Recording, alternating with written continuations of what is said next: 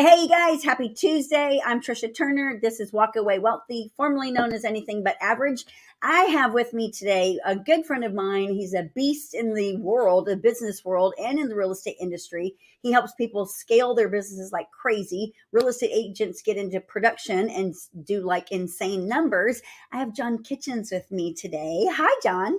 What's up? I am super excited to be jumping in here with you today, and I know our conversations always turn out better than we anticipate. They do. And for you guys out there in the world, if y'all have never seen this podcast before, interesting fact, today is January 31st, 2023.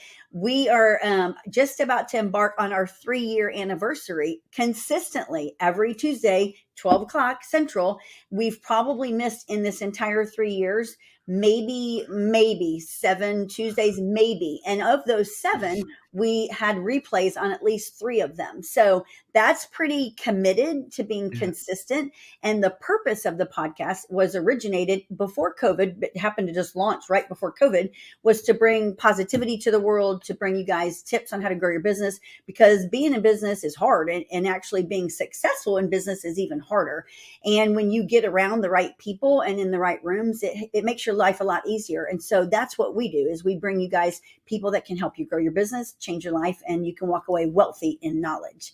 So John has been a friend of mine for years and has helped me tremendously in my real estate business. He was very institutional in getting me, when we switched over from my independent brokerage into EXP and running a mega team, because we were like new in that. Remember that, John? Yeah. And the thing for even entrepreneurs that have that kind of, this is my baby, and I've blood, sweat, tears literally gone through, and I'm something that I'm really proud of, to be able to transition and kind of let some of that go, to be able to move into a platform, which is what EXP really is just a platform that you're able to plug your brand, your business into, to give it that shot of adrenaline that, as independents, there's just not enough money left at the end of the day to be able to pour into the people like you want to pour into them. And,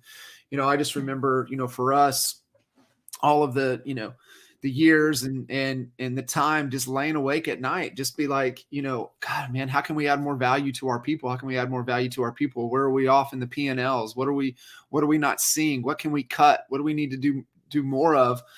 And, really, I think once you're able to get the ego out of the way, and you get real clear on what it is you're wanting to achieve, what are you wanting to accomplish, then I think that's where you become open and you start to look at, okay, well, what's right? And that's that whole outcome over ego concept of, the simplest way is that your ego is fighting to be right. And it's all about getting to the desired outcome. What is right? And I think that's one of, if you can grasp that concept, it'll help you in so many areas of your life, in your health, your relationships, your business. And, Trisha, I heard, I was reading something, and I think it might've been Ryan Holiday, and he was talking about, ego, and he's got one of my favorite books that can kind of transform this paradigm and this kind of thought around it. And Ego is the Enemy is the book. But what he talks about is that if you believe you're the best, or that you're everything you do is the best, and you believe that to be right, that's ego. And even on the flip side of it, to where you hear the negative self-talk, right? I'm the world's worst at this, right? That's your ego as well. And so I think what's really important, and you're talking about from a wealthy perspective of knowledge, because you have to have that there first before it can transform into anything else.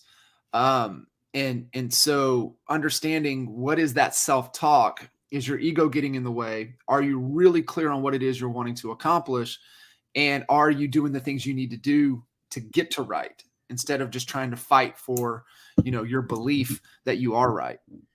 I love that. And you guys, first of all, I mean, for one, to even have John here with us today is just like insane, because he's just full of knowledge and wisdom.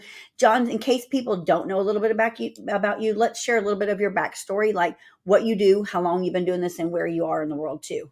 Yeah, absolutely. So, grew up coach's kid in Lawton, Oklahoma. My dad was in the public school system for 48 years, and so kind of growing up in that in environment of high school coach, knowing what they're trying to live off of, especially in Lawton, Oklahoma. You had to coach everything to even make ends meet. And so that's how my dad was, and, always gone. So if I wanted to spend time, I had to go with them and be in the locker rooms and be around the other coaches. And I think it was just one of those things. And this is why environment and circumstances is greater than anything, because it really starts to form the beliefs that you have. And so for me, being able to see that and the power of what a coach can do to another human being, it was it always intrigued me. It was always inspiring. However, I knew I wanted a bigger life than what, the public school systems can pay, and, led me down path, golf path, and realized that, that wasn't it. And just kind of, hey, kind of navigating the waters and really spending time with buddies out of high school, serial entrepreneurs, and really understanding the dynamics of, how you can turn something quick into profitability and then position it that somebody else would want it. And so we flipped a few businesses, ended up making some bad decisions, getting into the bar business. And I think, it was, listen to McConaughey's book, right? Green Lights. And it was a green light for me, because it opened the door to make the connection to Kinder. And so what's crazy is that, Lawton, Oklahoma, at the time, 100,000 in the entire county. And there were about a total of only 30,000, less than 3,000 transactions within the county. I think we were 35,000 rooftops, somewhere in there about the time, 36,000 rooftops. And there was a total of about 3,000 total sides. So 1,500 or so home sales, double sides, 3,000 transactions. And, we were positioned with, anywhere from 15 to 20% market share, and we were number 2 in the market. We went head to head with the top 10 Remax team on the planet, and then you have us, top 10 Coldwell Banker team on the planet, going head to head in a market where we command that kind of market share, and they would always beat us. And so I think that was good for us to have that drive, that competitive drive that we're always trying to one up, the competition. Yeah. And what are you thinking? Like, when was that? Like, date us back to that. Yeah. So I got connected with Kinder in 2004. And so long time ago, y'all. Yeah. 2004, 2005. And 2006 was our best year. We ended up being about 530 transactions. Pam and Barry did like 670 that year. They just smoked us, and we were rocking. Yet what we found is that it understanding the importance of how to navigate yourself and your stress, right? We were talking about kind of some health things before we jumped on, and that typically is driven from stress and overstressing and not understanding how to lower that stress level. And we always say, certain people have different thresholds, and you can stress your way to a certain point. And that's what we did then is we stressed it as much as we could. We were miserable. Kinder was, maybe 75 pounds, 100 pounds heavier. Just, I was not in good shape. No days off. Relationships were failing. Oh, yeah. And it was just, it wasn't fun. Yeah. And so that really, kind of led down some different paths and some tough leadership lessons and some learning experience. And then of course, if you've been in the game long enough, you get to ride through 07, 08 and what that does for you. And for me, coming in on the operational side early on, and really I was the integrator before there was such thing as an integrator. Yeah. And, it's funny, Kinder would always say, you need a JK. And what he was really saying is you need somebody that can run operations, keep the train on the tracks, I's dotted, T's crossed, and implement the projects that we have to be able to grow our business. But getting through 7, 8, 9 was a tremendous learning experience, because what it did is it forced me to get into the trenches. And there's opportunity in every market. Kinder went the short sale route and really dominated and set the trajectory and the path of short sales. especially in our market. And keep in mind, Lawton, Oklahoma, average sales price, at that time, 125, 130,000. So we're selling, 500 homes, but, just do the math on $130,000 homes. And so that was a blessing.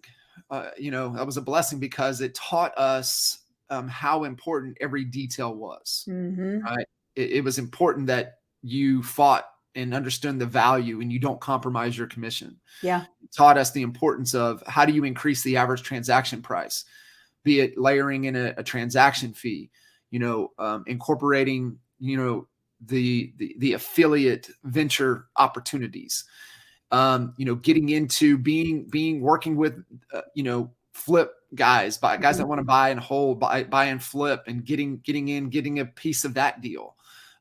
Looking at development opportunities, building out developments. And so when you're forced and you understand, and this is, not knocking what people are able to do in higher price point markets, because it's still hard as well. However, you can get rewarded for bad behavior in higher price point markets. And so you can't afford bad behavior in low price point markets. Every decision, every detail, you have to move fast. You have to be able to have visibility. You have to be able to see. And it really taught us, the business dynamics of what is typically missing in the real estate space is you get some entrepreneurs in and they don't know how to run a business. Yeah. And it's real hard to go from that agent to the CEO, concept if you don't understand that or not willing to understand how to grow and build a business. Now, Trisha, there's nothing wrong if you want to have a practice, and it's probably the most profitable thing that you can do in real estate is just sell houses. Yep.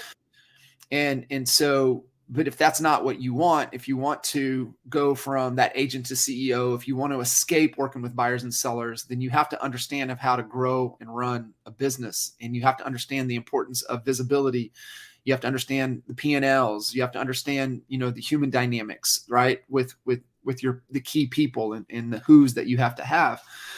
And then also, do you have some predictability from a lead generation standpoint? And this is one of the things that we see.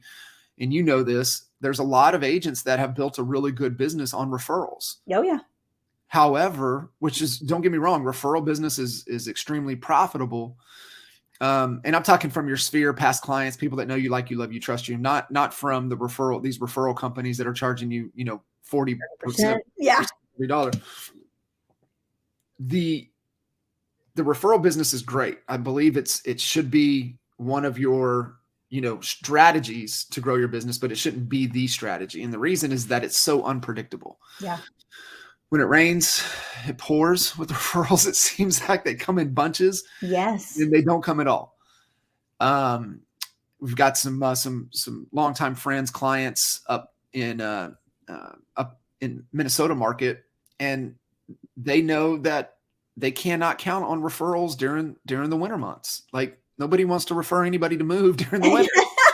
No. So their summers are full with referrals, but the winters are not. So what are we doing? What's your strategy to create a consistent demand?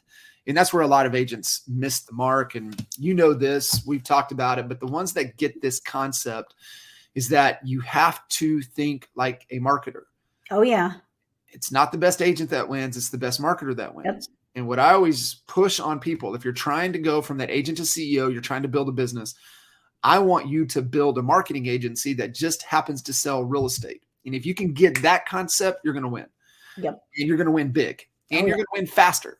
So I think that's just kind of where you want to be. And, Trisha, just to kind of round out the story, we, ended up opportunity in 2012 to move down to Frisco, Texas.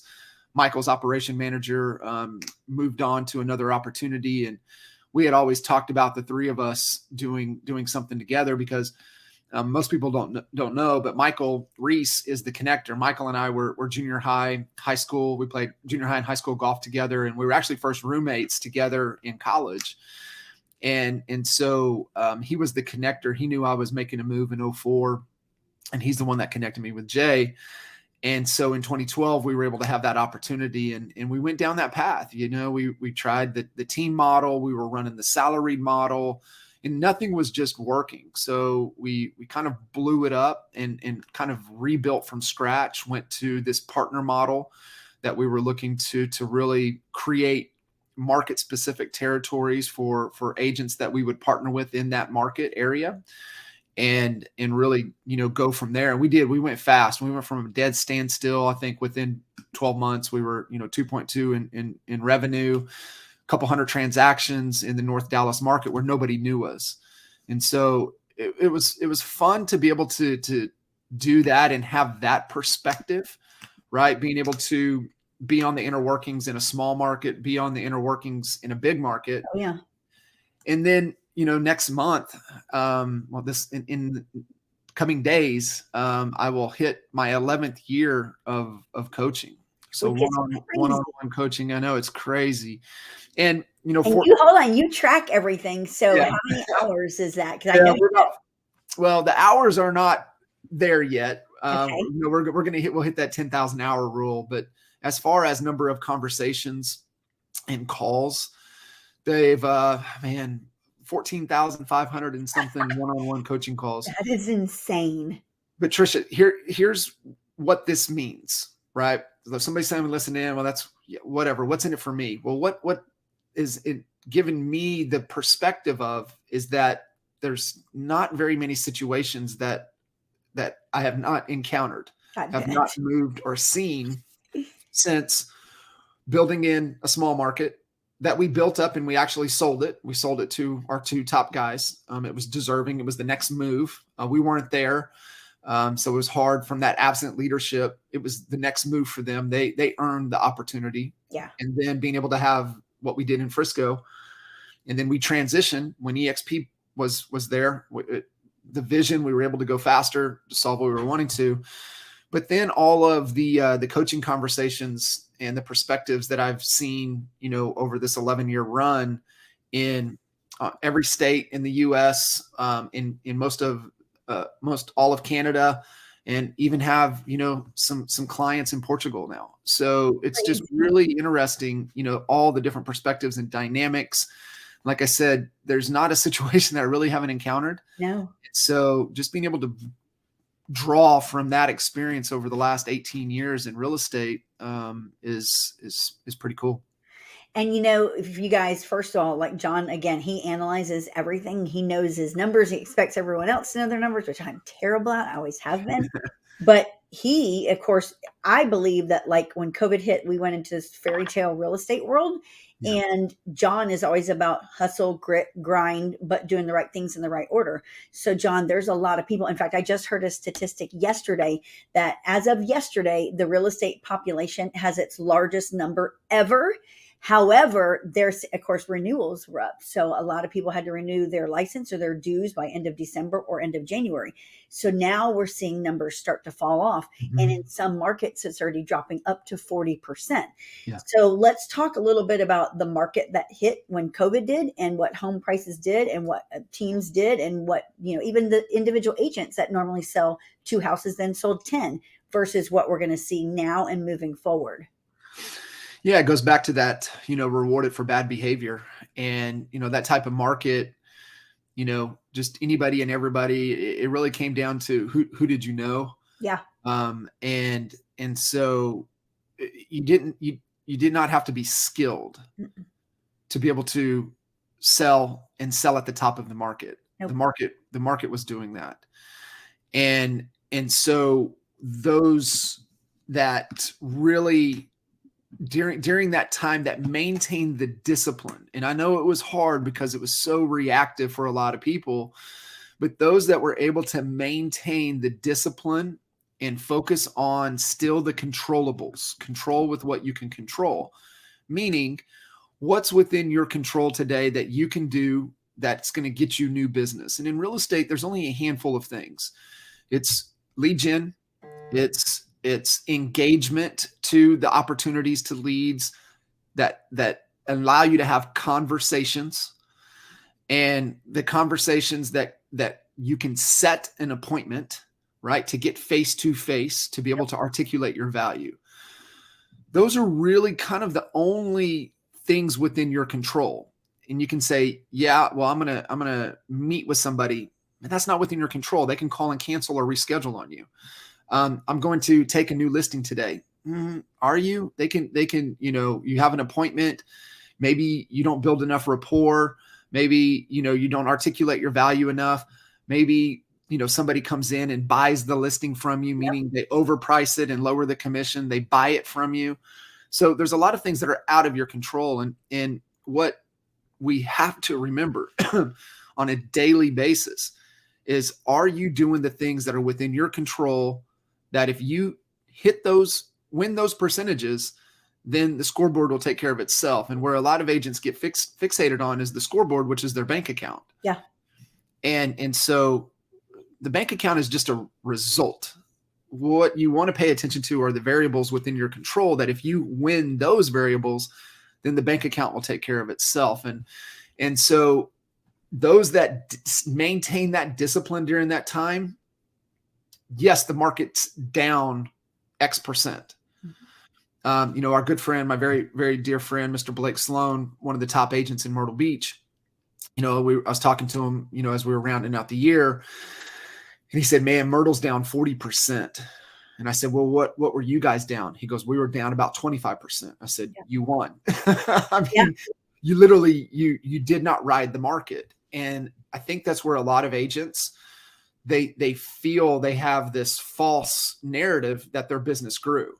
Yeah. Yet if you look at what the market did their business do the same thing? And that was one of the statistics, Trisha, that we always paid attention to, is like, okay, we're up. What is the market? Yeah. And are we just riding the market, or are we above the market?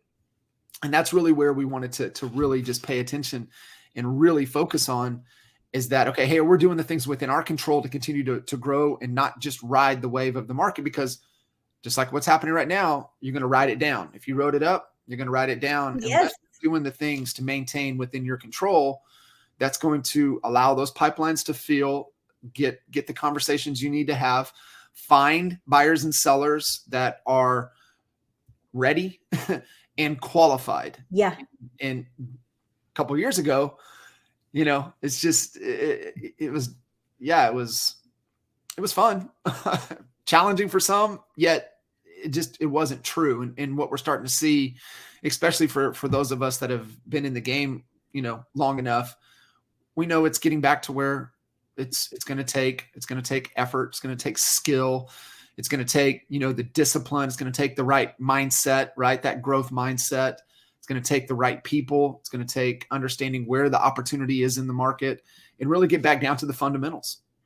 You know what I've watched, John, like when the market shifted, and it shifted in Houston for us, like June 2022. It's when it was almost overnight, like, boom, we're done here. And then September was like, yeah, no, this isn't even happening.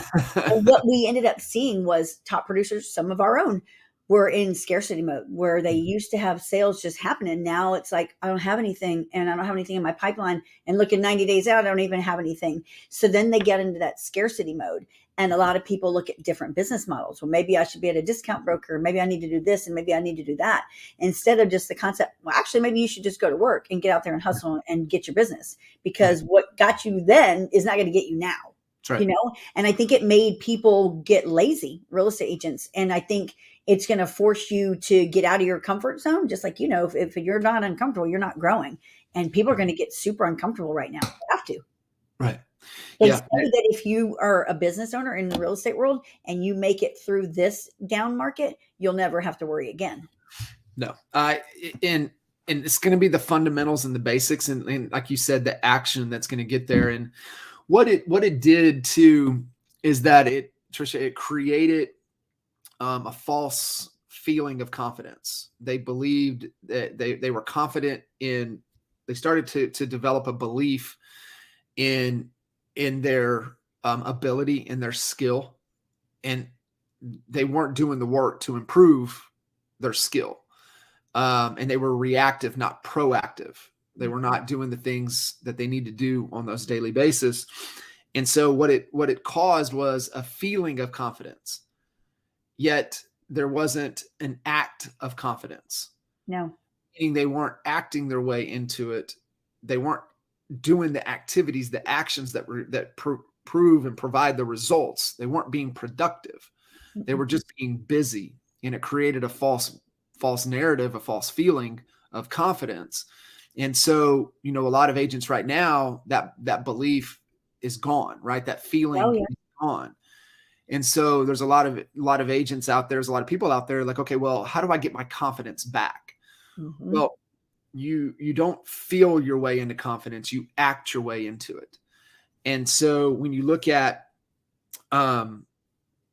what are those activities, and understand action comes first, feelings come second, and you can't fake it. You cannot fake confidence. And so what happens is that you have to step back and look at, okay, Trisha, I want to make X number of dollars, right? Somebody comes to you, Trisha can sit them down and say, okay, well, here's our average sales price. Here's kind of the company split structure. Here's what you're going to get. Here's what every deal you close is going to be worth X. Yep. So if you want to make XYZ, then you're going to have to sell this many houses. And it's going to take, and then Trisha would say, okay, well, it's going to take this many clients. It's going to take this many appointments. It's going to take this many conversations, and it's probably going to take this many opportunities. We're going to have, multiple 4 or 5 strategies to get there.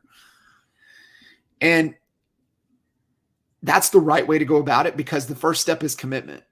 And I'm just of the belief that you don't commit and figure it out. I believe it's you unpack it just like that right there. You unpack it and you look at it and you're like, okay, so Trisha, how many hours is it going to take for me to do this? And what days that I'm going to have to be able to invest my time and energy for this to be true? And you're going to break it apart. You're going to show it to them. And then the question that they have to answer is that, am I willing to commit to that? Yes. And once you're able to commit to it, then now this is where you have to act. And that's courage. Courage and action. And I love how, Ryan Holiday, he has, he's kind of going through the Stoic virtues. He wrote The Obstacle is the Way, Ego is the Enemy. He's written so many, he's incredible. Just really around stoicism, but he's talking about the Stoic, the virtues right now. And the first one he wrote was courage. And then he just released Discipline, which I believe everybody should read. Heck yes. Discipline is Destiny is the name of that book. Yet what he talks about, and he said, courage is putting it on the line. And he said, essentially, courage is putting your ass on the line. Yeah. So once you commit, you have to take the action and put it on the line. And then once you're taking action and you're putting it on the line, you're going to develop the things that you're missing. You're going to develop the capabilities. If you have the discipline, you're going to learn how to articulate your value in a way that people would want to meet with you, to make sure that they're qualified and ready, and listen to how you're going to help them solve their problem, and agree that you have this solution to help them achieve or get away from their problems, solve their problem, or move them closer to their desires. That's where the capabilities are going to come in. And once you start to do that, that's when you start to collect micro wins. Yeah. And by collecting micro wins is where we start to gain confidence. And so it all starts with commitment. Got to know what you're willing to commit to. You got to put in the work. You got to develop the things that are missing in your thinking, in your skills, that are going to allow you to create those micro wins that compound over time and really get back to what builds true confidence. So as you're coaching people, and you guys, I hope y'all are taking notes of this, because John coaches some of the top people in our industry. When you're coaching your clients and you're watching the market shift and you're watching things change and you're watching people retract and people are getting laid off, and we've got a lot of agents that we've watched in our market go and get jobs. They're like, I'm not doing real estate anymore. They didn't renew their license. What are you telling your clients? How do they need to pivot and change things moving into 2023? Yeah. The first thing that we always look at is, really what's the vision, and are we holding true to the vision that you have for the organization? And, yes, the goal in business is to acquire a client and to make money and profitability, because profit is cash and cash is oxygen that your business needs to continue to grow. And so if you are looking to grow, growth sucks cash. Growth takes oxygen. It's just thinking about if you're growing and pushing your body, you need more oxygen. And it's no different than trying to what's going on in your business. And so we take a really good look at that, but in understanding that, is my vision one that's going to be worthy of pursuit and ultimately get me to my freedom? Because that's the real goal of what your business should be. Your real goal of business should be freedom. Yes. And are you building designing, right? Remember that it's a creative world. How do you want to design your business? Just like I said, if you just want to buy and sell, work with buyers and sellers and just stack commission checks, good for you. What are you doing with those commission checks that's helping you invest into your freedom, into your future? And so being able to understand, okay, where are we going? What's the destination? Are we moving in a straight line and towards a destination, or are we just living in this circular world? Because if you just keep living in a circular world, you're going to wake up 3 years, 6 years, 10 years from now in the same situation you're in. And I don't know anybody, Trisha, in this business that wants to be 93 still selling properties, showing properties. So you've got to have a destination. You got to have a freedom. And then within that, where is the value that I can create? What is the value that I can provide? What problems am I qualified to solve? And that really comes down to, what is your business model? Your business model, real simple, is what value do you create? What value do you deliver? What value do you capture? And if you're solving problems, then there's a monetization strategy there. You can get paid if you're solving problems. And so just understanding where the opportunity is. Like right now, where is the opportunity? Like 07, 08, the opportunity was short sales. Oh yeah. For me, the opportunity was because we were in a market, in a military market that still had transit, people coming in and out. New construction was still an opportunity. For me, how I survived during that run is I aligned with the builder and helped him really establish his foothold into the market, and listed and sold a bunch of his stuff. Was really number one. He was my number one client. Took care of him, did everything. It's helped me to survive. So where is that opportunity? And I think where you start to look is that some markets, new construction is going to be an opportunity. Yeah. There might be an angle there. That might be one of your strategies. Another strategy right now, I believe, still, when you look at your market, is still supply and demand. And so are you really good at outbound prospecting? Are you afraid to get into the higher turnover neighborhoods and hustle, put some sweat, maybe bang some doors, make some circle prospecting phone calls? Yes. Some type of boots on the ground, guerrilla marketing type tactic strategy. Open houses are still going to be in demand because you've got buyers that are in the streets. If they're in the streets, if they're coming through that door, they're closer to being ready and qualified than anybody else. You look at, some other opportunities, I think, paying attention to, Trisha, the older generation that is probably transitioning to the next phase of their life. Yeah. We've got quite a few clients and quite a few markets that's one of their strategies, that they're picking up several properties, every month. They're picking up properties to help people transition, and it's a lot of, relationships and their parents that they've developed, maybe clients that they've helped, that their parents are moving and transitioning to the next step of their life. And then also looking at, this younger generation that was kind of, pegged to not going to buy houses. They're buying a bunch of houses. They are. And so just understanding and really stepping back and looking at, where is the real opportunity? And that's your model. And then from there, what's your plan? All right. What's your plan? What are all of our strategies to take advantage of the opportunities in the marketplace? And then the last key component is, who do you have around you?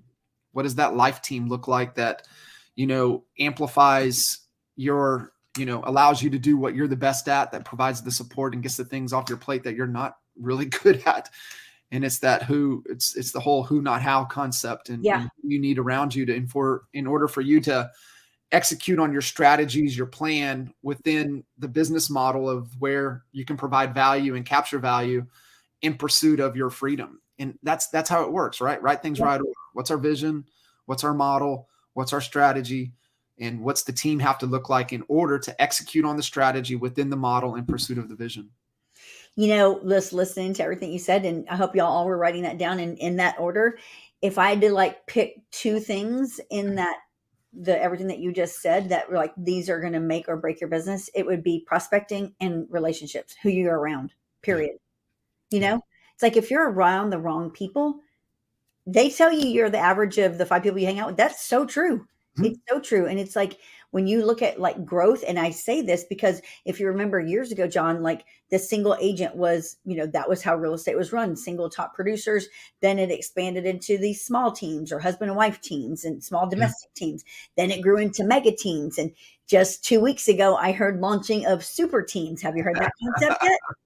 It's like, holy crap. And they're doing it in California. It's like the mega teams, 2 of them is a tested model. They tested it for months secretly and then just launched it. And it's like, they did it because the market changed. You're like, we're already doing most of the production and we actually like each other and we realize we're better together. So now we're going to work together because we can outwork everybody, outmarket everybody. We're just going to take the entire market, and they will. And they will. I had the opportunity to work with Jack and Michael Perry out of Utah. They're the number 1 team in the state of Utah, have been for several years. And, that's where they're at. They're in the mid 70s of agents on the team. And, they run a traditional team model, at that size. Now, what we're starting to see within those super teams is smaller leveraged teams. So what you're doing is you're creating an opportunity for an agent. And you go back to kind of what you were talking about, the progression, and the fundamental flaw in the traditional team model is that your talent would always come out the top. Yep. And the reason that is because they two things. One, they had a perceived lid of opportunity on their career. And anytime that anybody feels that they have a ceiling, they're going to look for other places to go to where they don't feel they have a ceiling on their opportunity. Yep. And so when you run a traditional team model, you get kind of rigid to the commission structure, the comp structure. You get kind of really rigid to it. Yeah. And so what starts to happen is that now we're looking at, okay, well, if I can get to a certain production size, right, within this team, and we know, Trisha, but years 3 to 5, your business starts to balance out, right? In the beginning, you're in a team model, you're really heavy on what the team provides. Yep. Maybe 90, in the beginning, 90 to 100% of your business is coming from what the team is generating. But if you do a really good job at relationships and staying in touch with people, you start to pull referrals. But it's that 3 to 5 year mark is to where you start to see kind of the balance of it. And then agents start to do the math. They're like, man, I don't want to have to sell 100 homes to make this money. I can do the commission over here. I can sell 40 houses and make the same amount of money. And so they start to move in that direction. But what we're starting to see with these bigger teams and creating the team within the team is that it's a leveraged team. Creating leverage, meaning you probably have a personal assistant. Maybe you having somebody helping you with your social media. Maybe you've got somebody that is a licensed that can show and open doors and do those things for you. So, and maybe you even have somebody that's outbound consistently calling for you. And so what happened during, the pandemic was it opened up the global workforce. Yeah. And I think it was going to happen no matter what. It just got, time was just collapsed. And so when you take really talented people all over the planet that typically goes into an office is now forced to work from home and work via this right here. Yep. Why would they not open up their opportunities to work anywhere on the globe and make significantly more money for them and their families, a better life? And so that's what we've seen. I love what Justin Nelson's done, and Joel Perso there now with Sphere Rocket, and they really focus in out of the Philippines. I know GoGo loves, she has, a focus out of Brazil, out of Mexico. My whole point is that, when you look at your model, you only have so many dollars to put the best team on the field. And so many hours, time, energy. And so if you can go find an A player on the other side of the globe that fits within your salary cap, that is also an A player, given they can get the job done 90% of the time within the given pay range that they're in, then of course you're going to say yes to that. Yeah. And so I think that's what we're starting to see with these teams, is that they're able to go virtually with talent all over the planet to help them create leverage so that they can continue to do what they do best. Because the mega producers do what they do best. They do best at face-to-face and being able to articulate their value. And that keeps them face-to-face more. So it's interesting to see kind of direction and kind of the new structures of these larger models. It is, because if you think about it, John, it's like in the Houston market, Houston is huge. It takes me an hour to get from one side to the other at least.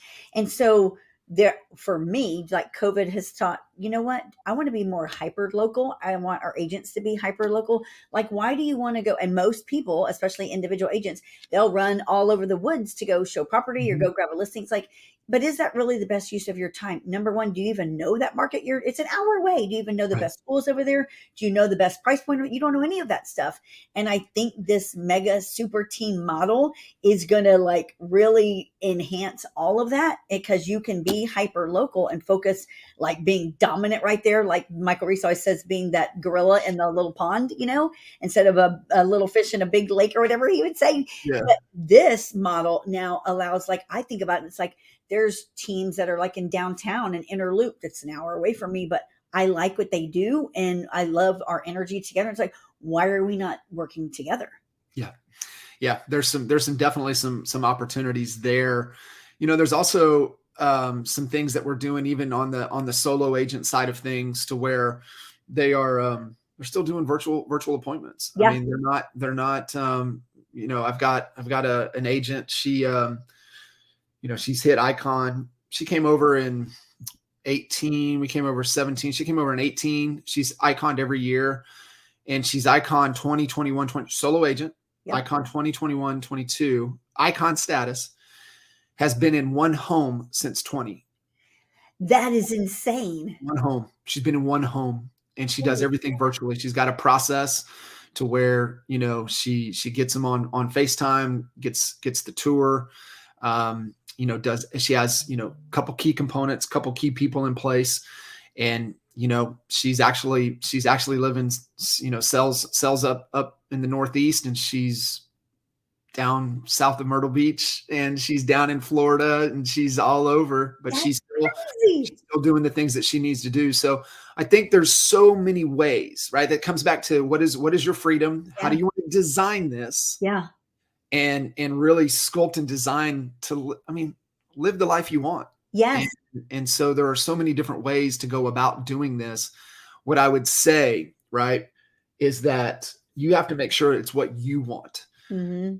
It has to align with who you are at your core. That's why we go to the vision first, right? Yep. Vision is driven from your values. Your values are action. How are you going to act? How are you going to behave? And for somebody that's like, yeah, I want to have, 200 agents. Like, how come? What's the rationale? Why do you want that? And really taking it layers deeper and getting down to really, what is it that you really genuinely want? And then let's go design that. Yeah. And there's all these different ways that we can design it in order for you to, to be in the best vehicle to get you to where you want to be. As we are now through our first month, or basically through our first month of 2023, a lot of naysayers out there talking about, how the market's terrible and this is going to be a hard year, and, a lot of stuff, fear mongers. What's your thoughts about 2023? I think it's going to be a great market. It's going to be a great opportunity for the agents that, shut off the noise that's, the narrative from, mainstream media. Yep. You have to understand everything's a business model. And so when you have the media is a business model. The media has to sell advertisement. the media has to get your attention. And so it's all negative, fear-based driven to be able to capture your attention, because they have your attention, then they can sell ads. Same thing with social media platforms. Yep. I mean, we can even get into the healthcare system. It's all a business model, right? And so I think if you really pay attention to the numbers and the things that you need to pay attention to, yes, there's going to be less agents. There might be fewer home sales. However, go back and look at historical home sales. How many home sales typically sell? Go look at the 19 market. Go look at the 18 market. Go look at the 17 market. Yep. And you're going to see things that are stabilizing out, kind of where they were. And so you just have to look, okay, where is the opportunity? There's fewer agents. What am I doing daily within my control? And I think it's just a great reminder, right? When somebody, does something, to us, our emotion goes one way. And yet if we just step back and go, okay, well, what here is within my control? And I think when you look at this market and you ask yourself that question, okay, what can I do today within my control? And for some, they're in a really good cash position. So they can be a little more strategic. They can, work in the 90-day cycle. There's some that cash is a little bit tighter, so they're working in a 30-day cycle. Some it's even a little bit tighter, so they're working in week over week cycle. And then some it's like, man, I have to make something happen. Like, I don't even know how I'm going to make my mortgage payment next month. Then you're working in a 24-hour cycle. And it's just collapsing time. And what can I do today that's going to move me closer to being able to get somebody that I can get to the closing table that's going to help make the cash register ring? And I have to work in this 24-hour cycle. Did I do what I needed to do today? Then I got to do it again tomorrow. I got to do it the day after that. And it's just that type of focus and that type of thought process. And I get it. It's hard. It's not easy. And that's where I would say, finding an accountability person, somebody that you can be accountable to, if you lack the discipline to be accountable to yourself. I love that. Everyone's been talking about to get you through this, shifting of the market, you're going to have to work 3 times versus what you did. I believe that is true. How about you? Yeah. I mean, it's just the additional effort, and you're going to have more conversations than you've been having. And I think that's probably one of the metrics to pay attention to. If I was paying attention to is my conversations, how many conversations per day and how many conversations do I need to have that are going to equal a client? You need to know that number. So what is your conversation to close transaction ratio? And paying attention to that. And are you hitting that conversation ratio? And so the only way you're going to do that is to track and measure and then just constantly improve. It'll be interesting. I'm fired up about this year. I can't wait. I've got us in a position where we're going to dominate, and I can't wait. It's bring it. Every day I'm excited. And for the agents out there that are kind of feeling lost and don't know what to do and don't have anything in your pipeline, number one, hopefully you have a coach. If you don't, you should be talking to John, because number one, he's just outlined a strategy to get you through and actually scale your business. And for one, like John's always told me, it starts out with your perfect day. What do you want your life to look like? Yeah. And then you reverse engineer. Okay, then what do you want your week to look like? Your month, your day? What time do you want to get up? What time do you want to go to bed? What time do you want to stop working? All of that structure. And so if John lives by a calendar, I live by a calendar. It's structured. Everyone knows where I am at 4 o'clock in the morning. And when I don't sleep very much. So everyone knows that, but it's very predictable. My schedule is very predictable. And if you're not living like that, you need to, because you're just in reactive mode all day long. And I think that's one of the huge secrets to success is that daily discipline, and what you're doing with your calendar or not doing with your calendar will dictate how your life is.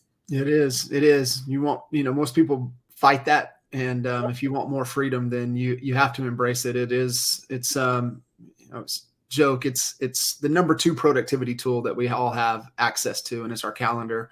And then number 1 is no. I love how Tim Grover puts it. No is a complete sentence. You don't have to explain. It's just no. I love that. Yeah. And I think that's where a lot of people, they need to say no more, and they need to focus on the things within their control and really get clear on where they want to go. And then what are the things that they can do daily that's going to allow them to move closer to that freedom. I love it. Hey, you guys, we're coming up on the hour. I know John's got a stacked schedule because we live by our calendars. John, for one, thank you so much. Absolutely. Thank you. I love it. How can people get a hold of you? Because I'm sure they're going to want to pick your brain and talk to you. How can Absolutely. So, if you do want to reach out and jump on a discovery call with the team, then you can just go over to johnkitchens.coach. Resources, some downloadables, some tools, and you can also book a call there. So we're just johnkitchens.coach. And then we're all over social media, all of the platforms at John Kitchens Coach, everywhere that you guys like to jump on and check out. You guys follow John. He's got it going on. He will help you get from A to B for sure and show you all the steps in between. And pay attention to us. We're here Tuesdays, 12 o'clock Central, always bringing you value. You guys have an amazing day. Thank you, John. Thanks, Trisha. You're awesome. See ya. Bye, y'all. Bye.